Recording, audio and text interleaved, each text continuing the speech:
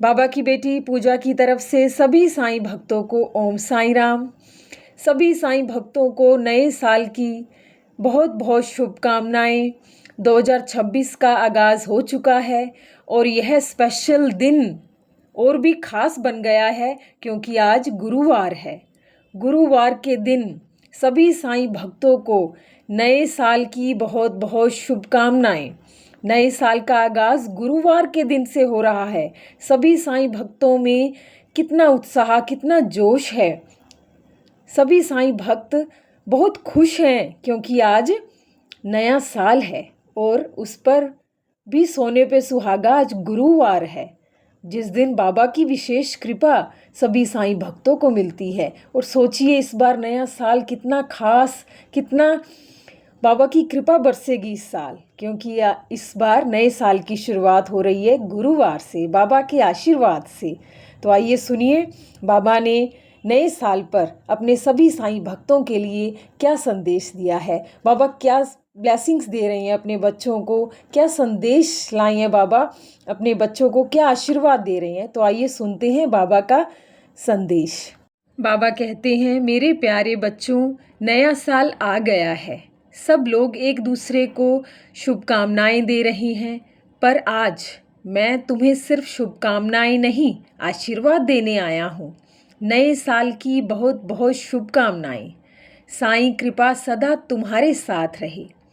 बाबा कहते हैं, यह साल तुम्हारे लिए चिंता मुक्त हो, मन से तुम शांत रहो और जीवन में सही दिशा देने वाला हो। मैं चाहता हूँ कि इस नए साल में तुम डर कम और भरोसा ज़्यादा रखो। बच्चों, तुम नए साल में नए सपने तो बनाते हो, पर पुराने डर साथ ले आते हो। याद रखो, डर तुम्हें कमज़ोर बनाता है और श्रद्धा तुम्हें मजबूत। जो मेरे भरोसे चलता है उसे रास्ता कभी नहीं भटकाता।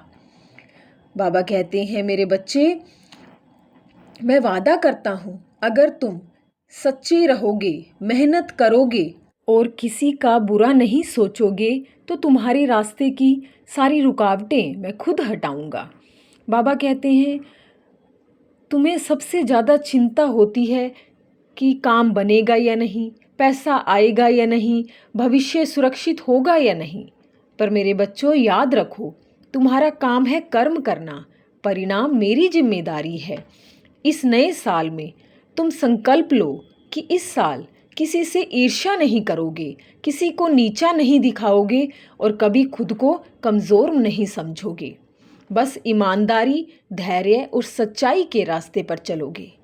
बाबा कहते हैं, जब कभी भी तुम्हारा मन अशांत हो, मन के अंदर उतार चढ़ाव हो, तो सबसे पहले तुम मेरे सामने, मेरी तस्वीर के सामने बैठ जाना और आंख बंद करके कहना, साईं अब तू ही संभाल, मैं संभाल लूँगा।